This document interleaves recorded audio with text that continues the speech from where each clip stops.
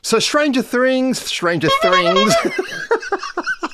Did you enjoy the pop culture references? I certainly did.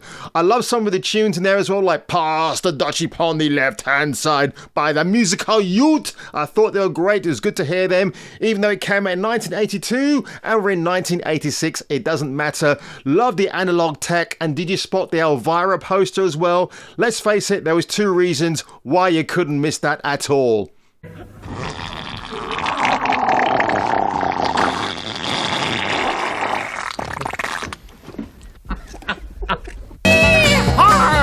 Howdy, bootlickers!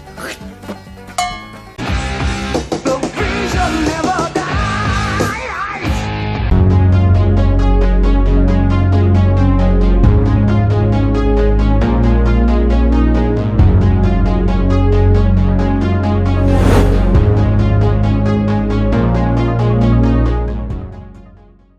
So, Stranger Things, Season 4, Chapters 1 through until 7.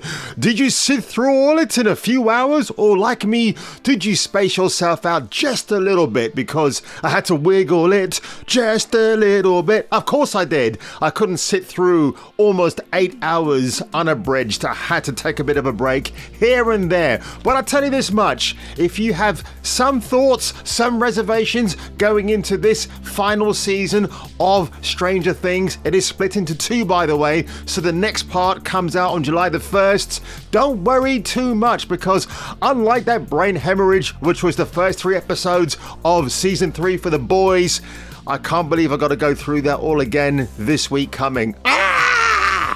Ugh, but wow, where do I start with this? Now, I'll tell you what, I'm going to drop a few plot spoilers in here. Nothing major. I'll say that all for the, well, I'll leave that to you to watch it. You watch it and you see what I'm talking about. But I really want to talk about what I liked about this season, what I didn't like, what I do like about this so far, the introduction of new characters, namely Eddie Munson, who is just awesome. He's the kind of badassery that we haven't seen in a long time in a show like this. Have I met characters like him in my days at school?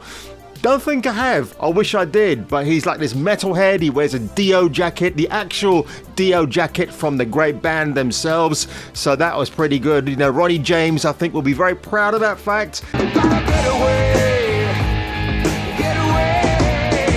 And it's good on the estate, the Dio estate, to loan out the jacket for this final season of Stranger Things. So he's a great addition. And I will say, Lucas's kid sister, she can be annoying, but she's kind of the lovable little brat that you haven't seen for a long time. She's not insufferable. She's not shoved in there because of politics. She's just there because she's just there. The 2 sheriffs, I know one is played by Chris Morgan. I'll tell you what, these guys should have been they should have been gone a long time ago, but I get it.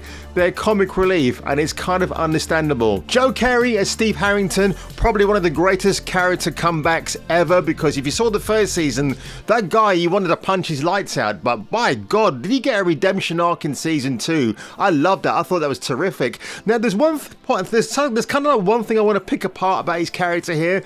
It's like they do treat him like he's stupid and he's not, and he's like the real badass of Hawkins. He really is. And I thought for a minute, are they just going to put him in the babysitter role that he despises? And a couple of times or more that might happen, but then he gets to really redeem himself. Now, you know, we talk about the objectification of characters in pop culture, whether it's male or female. Well, later on in this first run of episodes, he does take his top off and he goes diving, and there's all a reason for it. But I did notice as well that when Nancy followed him as well, she kept her clothes on, and the same with another female character who I'll get to in a minute. Like, okay, so Steve can show his taut torso off, but the ladies can't? What's going on with that? And I'm pretty sure in some 80s horror films, we actually had both sexes being equal when it came to disrobing as much as you wanted to. Now, I want to get to the weak point of this series, actually, and it is Maya Hawke, who plays Robin. Oh, God. I wouldn't call it, actually, I wouldn't call it insufferable. Maybe she's just very neurotic. Now, I think like most viewers like me, when we saw the introduction of Robin in season 3, the first thing I thought was, wow, this chick is really hot. I had no idea who her famous parents were. And in this season, it's really funny because it seems like it's like a decision made by Maya Hawke to look less attractive and to be given more lines of dialogue to utter. Now, just because your famous parents are Ethan Hawke and Uma Thurman doesn't make you a great actress, okay? That's where the nepotism stops right there. And I will say that whenever she appears, it drags the whole process down. The scenes where she's up against better actors like Natalie Dewey, who plays Nancy Wheeler, it really drags and it drags and it drags and it drags. And so on and so on and so on. It's like her character she's got OCD, she's got many issues, and like when we first saw her in season 3, you wouldn't think that was what she was capable of being. You just thought she was a normal kind of gal. I might have to go and rewatch season 3 again in case I've missed something along the way. So yeah, Maya Hawke as Robin, a complete letdown. They didn't need to have. In fact, if you didn't have her in this season, you wouldn't miss her. Now, on the flip side, I gotta say, best female character in the entire season is Max Hargrove, played by Sadie Sink. She was in the sequel to Fear Street, which I haven't finished watching, but I tell you what, Sink is just a great actress. I love the character of Max. You know, I don't know why I find her relatable in some ways, but I do. And by the way, folks, she's a redhead, a true redhead. So ginger side in Hollywood is not a thing yet. So Paul, pump the brakes. She's good. She's going to get more film roles. She's going to be a cool, natural redhead, likable, but I loved her arc. Yeah, she gets some real emotional closure in one of the episodes. I won't tell you what it is, but when you see the episode title, you know it's all about her, and it's really, really good. So yeah, Max Hargrave, Maxine, she is my all-time favorite female character in Stranger Things, and I think that's just a credit to the writers who know how to write a female character, and I just thought that was absolutely awesome. And I will say as well, yeah, Murray, who has kind of become the sidekick mule for Joyce, played by Winona Ryder, those two as a double act are really good. In fact, I prefer those two together than Joyce with Jim Hopper. And Jim Hopper, yep, he's still a badass. I like season 3 of Stranger Things. I know people was sat on the fence about that, but I thought season 3, when we saw Hopper in his PTSD Tom Magnum meltdown, that was just great. I loved all of that. His fighting skills have been improved. And yeah, he's in Russia, he's alive. We knew that from the trailer anyway. And for the most part, that's pretty good. I liked some of the stuff they kind of brought out, things that you never thought they would go to. Does that plot make a lot of sense? No, it doesn't. Do we need to have it? Well, we kind of do, yes, just to bring some resolution back, so that's fine. I didn't mind where they were going. Then we get a Malcolm McDowell lookalike, a young version of Malcolm McDowell in this series.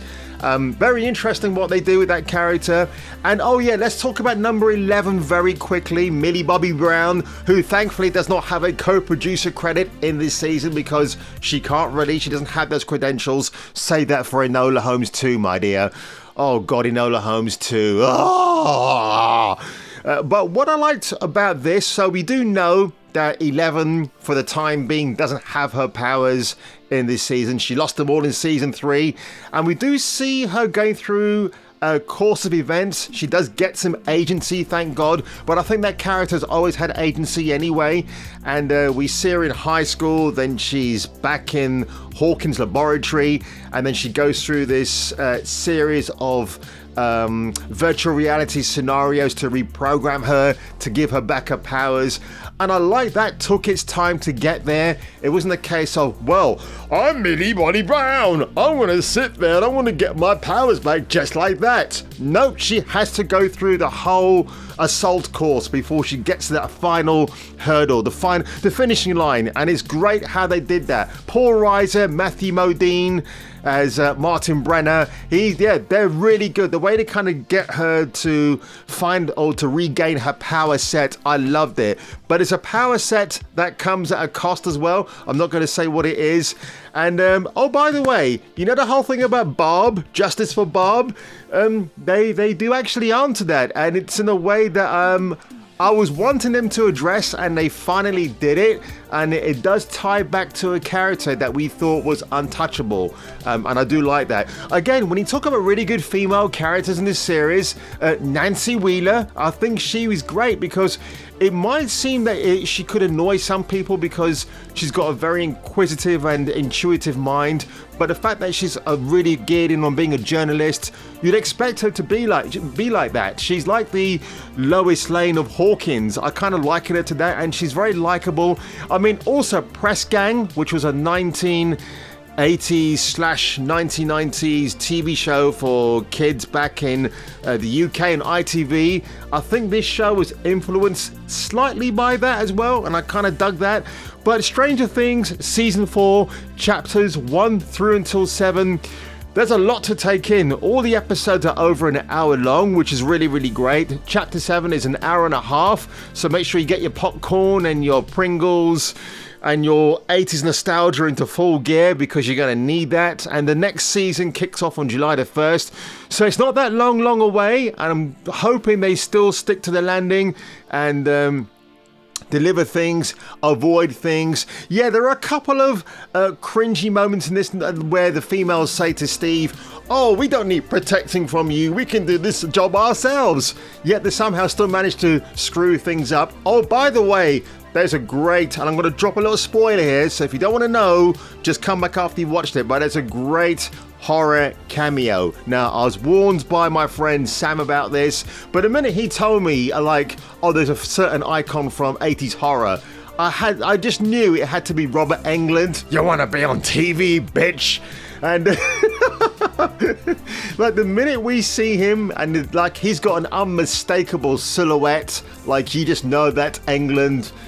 The boy delivers, and he is terrific. And there's actually a meta reference before or after we see him, which I thought was pretty cool. And also, yeah, if you haven't seen the 1987 film The Gate with Stephen Dorff, you gotta watch that movie, man. That's a fun film. Forget the sequels, but the first film is great.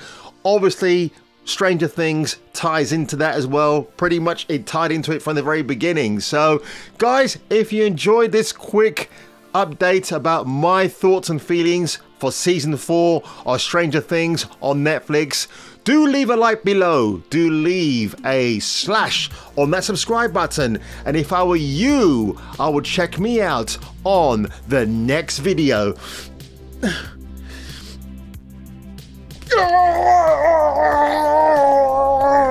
Ritual sacrifice, sodomy, suicide, and even murder.